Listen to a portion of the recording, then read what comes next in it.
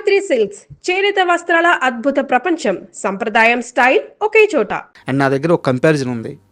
ఆ, మీరు మ్యూజిక్ డైరెక్టర్గా ఫుల్ స్వింగ్లో ఉన్నారు, అద్భుతమైన పాటలు ఇస్తున్నారు. ఆల్ ఆఫ్ సడన్గా యాక్టింగ్ వైపు వెళ్ళిపోయారు. మీకు బాగా నచ్చిన మ్యూజిక్ డైరెక్టర్ దేవిశ్రీ ప్రసాద్ గారు కూడా ఆయన ఇప్పుడు ఫుల్ స్వింగ్లో ఉన్నారు. ఇప్పుడు మళ్ళీ హీరోగా ఆయన స్టార్ట్ చేశారు.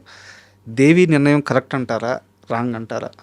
అంటే మీకు ఆయన మీద వాత్సల్యం ఉంది కాబట్టి చెప్పండి. దేవి యాక్టింగ్ చేస్తే బాగుంటుందని నేను ఫీల్ అయ్యాను అబ్బా. అవునా? నేను మొదటి నుంచి ఫీల్ అయ్యాను. ఎందుకంటే he is a very good looking, at the same time he can act. తను ఏదో సినిమా చేస్తే నేను కన్విన్స్ అయ్యేవాడినో కాదో తెలియదు, కానీ ఈ సినిమా మాత్రం డెఫినెట్ కన్విన్స్ అవుతున్నాను. ఎందుకంటే ఆ లుక్ కానీ తను తీసుకున్న డెసిషన్ కానీ రెండు బాగున్నాయి అనిపించింది నాకు. సినిమా చూసిన తర్వాత నేను చెప్పగలను. నేను ఎందుకు దీని గురించి పర్టికులర్ చెప్తున్నాను అంటే, శ్రీను వాసంత లక్ష్మి నేను యాక్టింగ్ చేస్తున్నప్పుడు చాలామంది నన్ను తిట్టారు, నీకు అవసరమా యాక్టింగ్, దట్టు ఎంత ఛాలెంజింగ్ క్యారెక్టర్ చేస్తున్నావు అని. అదే జనం థియేటర్కి వచ్చి ఫస్ట్ డే ఈ సినిమా చూసి మళ్ళీ వీడిని ఇంకొకసారి తిట్టడానికి అవకాశం వస్తుంది అని థియేటర్కి వచ్చి సినిమా చూసి అదే జనం ఫోన్ చేసి, ఈ క్యారెక్టర్ నువ్వు కాకుండా ఇంకెవరు చేసున్నా మేము కన్విన్స్ అయ్యేవాళ్ళం కాదేమో, అంత గొప్పగా చేసావు, నువ్వే చేసావు అని పొగిడినోళ్ళు ఉన్నారు. ఈరోజు దేవి గురించి ఎవరైనా నెగిటివ్ మాట్లాడుతుంటే రేపు శ్రీనివాసంత లక్ష్మికి జరిగిన సీనే రిపీట్ అవుద్దని నా ఫీలింగ్. కానీ బాగా ఇష్టం ఉంటుంది కదా దేవిశ్రీ ప్రసాద్ అంటే మీకు? తన ఎనర్జీ చాలా, తన సాంగ్స్లో ఎనర్జీ ఉంటుంది. దట్టు సాహిత్యం బ్లడ్లో ఉంది కదా తనకి, అందుకు తన సినిమాల్లో సాహిత్యం అనేది చాలా అందంగా ఉంటుంది. ఈ రెండిటికి నేను ఫ్యాన్. సార్, నాన్నగారి మరణం విషయంలో చాలా బాధపడ్డారంట. అండ్ చాలా వైద్యం పట్ల కూడా, అంటే డాక్టర్స్ పట్ల కూడా చాలా ఇరిటేట్ అయ్యారంట. ఒక రకంగా నరకం అనుభవించారట. అంటే ఇరిటేట్ అని కాదు, కానీ క్యాన్సర్ అనేది ఎలా ఉంటుందంటే, అది తెలిసినప్పుడు క్యూర్ అయిపోతే బాగున్ను అనే ఫీలింగ్ ఉంటుంది. కానీ అది ఒక పాయింట్ వచ్చిన తర్వాత వాళ్ళు సఫర్ అవడం చూసి వీళ్ళు తొందరగా వెళ్ళిపోతే బాగున్ను అనే ఫీలింగ్ వస్తుంది. మా నాన్నగారు తొందరగా దేవుడు తీసుకెళ్ళిపోవాలి అనే ఫీలింగ్ మాకు కలిగింది. ఎందుకు అంటే, మనం ఎక్కువ ఇష్టపడే వ్యక్తి సఫర్ అవ్వడం మనం చూడలేము సార్. ఎంత క్లోజ్ ఉన్నా వీళ్ళు సఫర్ అవుతూ ఇలాగే మన మధ్యలో బతకాలి అనుకుంటే అంతకన్నా సాడిజం ఇంకోటి ఉండదు. అందుకు మేము లిటరల్గా ప్రే చేసాం, ఇంత సఫరింగ్ వద్దు దేవుడా, తీసుకెళ్ళిపోవాలి. అది నాకు తెలిసి ఆ ఫేజ్లో వెళ్తున్న ప్రతి ఒక్కరికి ఆ ఫీలింగ్ ఉంటుంది. మాకు అదే ఫీలింగ్ వచ్చింది. అయితే నేనేంటంటే, క్యాన్సర్ విషయంలో ఇప్పుడున్న కన్వెన్షనల్ ట్రీట్మెంట్స్ ఏవైతే ఉన్నాయో, కీమోథెరపీ కానీ రేడియేషన్ కానీ, ఇవి కరెక్ట్ కాదని నా ఫీలింగ్ సార్. ఎందుకంటే నేను ఎంతమంది చూస్తున్నానో అందరూ కూడా, అంటే సక్సెస్ రేట్ ఉండాలి కదా. ఇప్పుడు ఏదైనా ట్రీట్మెంట్కి ఇంత సక్సెస్ రేట్ ఉంది, అందుకు ఇదే కరెక్టు అనడానికి ఒక సక్సెస్ రేట్ ఉండాలి. ఎలోపతిలో మిగతా ట్రీట్మెంట్స్ అన్నిటికీ సక్సెస్ రేట్ ఉంది. సక్సెస్ రేట్ బిలో 50% ఉన్న ఏది కూడా కరెక్ట్ ట్రీట్మెంట్ కాదని నా ఫీలింగ్. నాకు తెలిసి ఇది బిలో 10% ఉంది సక్సెస్ రేటు క్యాన్సర్ ట్రీట్మెంట్. అలాంటప్పుడు ఇదే ట్రీట్మెంట్ అని ఎలా చెప్తారు అనేది నా ఇదనమాట వాదన. దీని మీద ఇప్పుడు డాక్టర్లు అందరూ వచ్చి నా మీద విరుచుకుపడతారు. బట్ స్టిల్ ఐసే బయోప్సీ దగ్గరే తప్పు జరుగుతుంది అంటాను నేను. ఒక టిష్యూని జస్ట్ అలా క్లోజ్డ్ షెల్తో టిష్యూ ఉన్నదాన్ని అలా పొడిచి ఒక తీస్తారు. తీయగానే దాని త్రూగా బ్లడ్ ఫ్లో అయ్యి ఆ టిష్యూ తాలూకు చిన్న చిన్న సెల్స్ బాడీలో ఎక్కడెక్కడికో వెళ్ళి స్ప్రెడ్ అయ్యి స్టే అవుతాయి. ఏదో ఒక రోజు అవి అక్కడక్కడ మళ్ళీ అక్యుములేట్ అవుతాయని నా ఫీలింగ్. నేను తప్పని డాక్టర్లు వాదిస్తారు. కానీ బయాప్సీ చేసిన వాళ్ళందరికీ కూడా ఏదో ఒక టైంలో బాడీ అంతా క్యాన్సర్ స్ప్రెడ్ అవుద్ది, కనీసం సెకండ్ టైం అయినా రీలాప్స్ అవుతుంది అనడానికి బయాప్సీ కారణం అని నా ఫీలింగ్. నువ్వేం చూసావు మీ నాన్నగారు తప్ప అనేసి అంటారు. అంటే చాలామంది పేషెంట్లు నేను చూశాను తర్వాత, చాలామంది పేషెంట్లు. అందుకు బయాప్సీ కాకుండా ఇంకేదో ఒక మెథడ్లో మీరు క్యాన్సర్ గురించి తెలుసుకుని ఆ క్యాన్సర్ని కనుక ట్రీట్ చేస్తే ఇప్పుడున్న సక్సెస్ రేట్ కన్నా ఎక్కువ సక్సెస్ రేట్ వస్తుంది అనేది నా అభిప్రాయం. దాని గురించి డాక్టర్స్ బయాప్సీ చేయకపోతే అది క్యాన్సరా కాదా ఎలా తెలుస్తుంది, ప్రాథమిక టెస్ట్ అదే కదా అని ఎలా తెలుస్తుంది, అప్పుడు ఎలా ట్రీట్ చేస్తాం అనేసి అంటారు. Unfortunately there are some hospitals, అన్నీ కాదు, కొన్ని హాస్పిటల్స్ క్యాన్సర్ సక్సెస్ రేట్ చూపించడం కోసం క్యాన్సర్ సెల్స్ కానీ ట్యూమర్స్ని కూడా క్యాన్సర్ అని చెప్పి ట్రీట్ చేసేసి ఇది సక్సెస్ అయిందని చెప్పిన సందర్భాలు ఉన్నాయి. బా అలాంటప్పుడు బయాప్సీ కాకుండా ఇంకొక మెథడ్లో మీరు క్యాన్సర్ని గుర్తించి దాని మీద ట్రీట్ చేస్తే సక్సెస్ రేట్ పెరుగుతుంది అని నేను అభ్యర్థిస్తున్నాను డాక్టర్స్కి. అది కనుక కరెక్ట్గా చేస్తే బాగుంటుందని. నేను సింపుల్గా కోవిడ్ గురించి కూడా చెప్తా. కోవిడ్ మీకు ఫస్ట్ వేవ్ కన్నా సెకండ్ వేవ్లో ఎక్కువ మంది జనం చనిపోయింది ఎక్కువ. అవును సార్. ఎందుకంటే ఫస్ట్ వేవ్లో అందరూ ఇళ్లలో ఉన్నారు సార్, ఎవరు బయటికి రాలే. సెకండ్ వేవ్కి వచ్చేసరికి ఈ ఫస్ట్ వేవ్లో ఇళ్లలో ఉన్న వాళ్ళందరికీ వైటమిన్ డి లెవెల్స్ బాగా పడిపోయాయి. విటమిన్ డి లెవెల్స్ ఎవరెవరికైతే స్ట్రాంగ్గా ఉన్నాయో వాళ్ళందరూ బతికారు, ఎవరెవరికైతే అవి తక్కువ ఉన్నాయో వాళ్ళందరూ చనిపోయారు. సార్ ఈవెన్ ఫస్ట్ వేవ్లో చనిపోయిన వాళ్ళకి కూడా విటమిన్ డి లెవెల్స్ తక్కువ ఉండడం వల్లే చనిపోయారు. One of the major reasons. మిగతా రీజన్స్ ఏమైనా ఉండొచ్చు కాక విటమిన్ డి అనేది ఇమ్యూనిటీ బూస్టర్ అనమాట. ఆ ఇమ్యూనిటీని కరెక్ట్గా డిసైడ్ చేసింది విటమిన్ డి. నేను నా లైఫ్లో చూశాను, మా అమ్మకి నాకు ఒకేసారి ఇది వస్తే కోవిడ్ వస్తే నేను హాస్పిటలైజ్ అయ్యాను, మా అమ్మ ఇంట్లో ఉంది.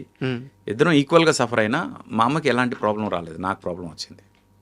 సో మా అమ్మకి ఎందుకు ప్రాబ్లం రాలేదంటే జస్ట్ 1 month ముందు తనకు విటమిన్ డి లెవెల్స్ పడిపోయాయి అనే ఉద్దేశంతో తను ట్రీట్మెంట్ తీసుకుంది విటమిన్ డికి. ఓకే. నాకన్నా ఎక్కువ వలనరబుల్ మా అమ్మ ఏజ్ ప్రకారం, కానీ మా అమ్మ was safe compare to me. నాకు వైటమిన్ డి లెవెల్స్ తక్కువ ఉండేవి. అందుకు డాక్టర్స్ చేసిన తప్పు ఏంటి, మీరు ఈ పారాసిటమాల్స్ తీసుకోండి, ఇవి తీసుకోండి, ఇవి తీసుకోండి, అవి తీసుకోండి, ఇవన్నీ పక్కన పెట్టుకోండి, ఇలాంటివి పెట్టుకోండి, ఇవన్నీ చెప్పారు. కానీ మీరు వైటమిన్ డి లెవెల్స్ కరెక్ట్గా మెయింటైన్ చేయండి అని చెప్పుంటే సెకండ్ వేవ్లో అంతమంది చనిపోయేవాళ్ళు కాదు, ఈవెన్ ఫస్ట్ వేవ్లో కూడా అంతమంది చనిపోయేవాళ్ళు కాదు. ఇప్పుడు ఈ పాడ్కాస్ట్ వల్ల ఏదైనా మంచి జరుగుతుంది అంటే నేను అందరికీ చెప్పేది ఏంటంటే, మన లైఫ్ మోస్ట్ అన్సర్టెన్. మనకి ఏదైనా వైరస్ ఎనీ మూమెంట్ అటాక్ అవ్వచ్చు. అందుకు వైటమిన్ డి లెవెల్స్ కనుక మీరు మెయింటైన్ చేస్తే మీరు చావరు, అంతవరకు నేను గ్యారెంటీ ఇస్తాను. Thank you sir. సార్ మీ కెరీర్లో మీరు చేసిన పాటలన్నీ కానీ ఒకసారి చూస్తే ఆర్పి పట్నాయక్ రిస్క్ చేశారా, కొత్తగా ట్రై చేశారా? ఆయన తన పద్ధతి శైలి దాటి చేసిన పాట ఒకటి, ఆ రీమేక్ 2002 వరకు చూడలేదు ఇంతవరకు. ఆ పాట ఎందుకు చేయాల్సి వచ్చింది? అది మళ్ళీ ఎందుకు క్రియేట్ చేయాల్సి వచ్చింది? మీరు వాంటెడ్గా చేశారా, బలవంతం మీద చేశారా? లేదు, డైరెక్టర్ గారు ఐడియా, బి గోపాల్ గారు అది కావాలన్నారు, చేశాను. నేను నా అంతటి నేను ఎట్టి పరిస్థితిలో వేరే సాంగ్ చేయాలని ఎప్పుడూ అనుకోను. కరెక్ట్. అది డైరెక్టర్కి మాత్రం చాలా రెస్పెక్ట్ ఇస్తారు. అతను ఎందుకు అన్ని అడిగారో దానికి మనం రెస్పెక్ట్ ఇవ్వాలి, అంతే సార్. అండ్ ప్రభాస్ గారిని లాంచ్ చేస్తున్నప్పుడు ఆ సినిమాకి మ్యూజిక్, ఈశ్వర్ సినిమాకి మ్యూజిక్ మీరే చేశారు. బట్ మీ కెరీర్ మొత్తం చూసుకుంటే ఒక మాస్ సినిమాకి, అంటే అంత మాస్ సినిమాలకి, మాస్ హీరోలను ఎస్టాబ్లిష్ చేసే సినిమాలకి వర్క్ చేసిన తక్కువ, లవ్ మూవీస్కి ఎక్కువ చేశారు. సో మిమ్మల్ని సెలెక్ట్ చేసుకోవడానికి కారణం ఏంటి ఆ సినిమాకి? అది మీరు జయంత్ గారికి అడగాలి. మీకు ఈ డౌట్ వచ్చిందా? నాకేం రాలేదు. నేను చెప్పా కదా, ఎప్పుడు కూడా నా అంతటి నేను వెళ్ళి ఈ సినిమా ఇవ్వండి అని అడగలేదు. ఆయన జయంత్ గారు ఆర్పి ఈ సినిమాకి యాప్ట్ అని ఫీల్ అయ్యారు కాబట్టి ఆయన అడిగారు, నేను చేశాను, అంతే. అండ్ ప్రభాస్కి ఆ సినిమాకి మీరు బీజిఎం చేసేటప్పుడు కానీ, మ్యూజిక్ చేసేటప్పుడు కానీ తనలో ఏం గమనించారు? తొలి సినిమాలో ఈరోజు ఇంత పెద్ద స్టార్ హోదాలో ఉన్నాడు ఆయన, మీకు ఆ రోజు ఏమర్థమైంది? అంటే డెఫినెట్గా one of the best heroes అవుతాడని అనుకున్నా, కానీ మరీ బాహుబలి అంత పెద్ద హీరో అవుతాడని అయితే అనుకోలేదు. అండ్ ఇంద్రా సినిమా సార్, మీరు చాలాసార్లు చెప్పారు, మణిశర్మ కాబట్టి, బి గోపాల్ కాబట్టి చేశాను. అంటే మా ఇద్దరికి సింక్లో ఉండే డైరెక్టర్ బి గోపాల్ గారు అప్పట్లో, అండ్ మణిశర్మ కాబట్టి అంతా కలిసి నిర్ణయం తీసుకుని ఆ పాట చేస్తున్నారు. బట్ మణిశర్మ గారు కాకుండా ఆ పాట ఎవరు చేయాలి అనే డిస్కషన్ వచ్చినప్పుడు ఇది చిరంజీవి గారి డెసిషన్ అంట, ఆర్పి అయితే ఓకే అని చెప్పేసి మీ దాకా వచ్చింది అది? తెలీదు. మిగతా ఎవరైనా నాకు అబ్జెక్షన్, కానీ ఆర్పి పట్నాయక్ అయితే నాకు ఓకే అని చెప్పి ఆయన బి గోపాల్ గారికి ఇచ్చిన గైడెన్స్ ఉంటుంది. నిజంగా నాకు తెలియదు ఆ విషయం. సాంగ్ అయిపోయి నాకేం మాట్లాడే చిరంజీవి గారితో? మీరు చిరంజీవి గారు లొకేషన్కి వెళ్ళేంత వరకు సాంగ్ వెళ్ళలేదు, అంత అర్జెన్సీ ఉండేది సాంగ్కి. స్విట్జర్లాండ్లో లొకేషన్లో ప్లే చేశారు సాంగ్. సార్ అది ఆయన హ్యాపీనా? ఫుల్ హ్యాపీనా? డెఫినెట్గా హ్యాపీ.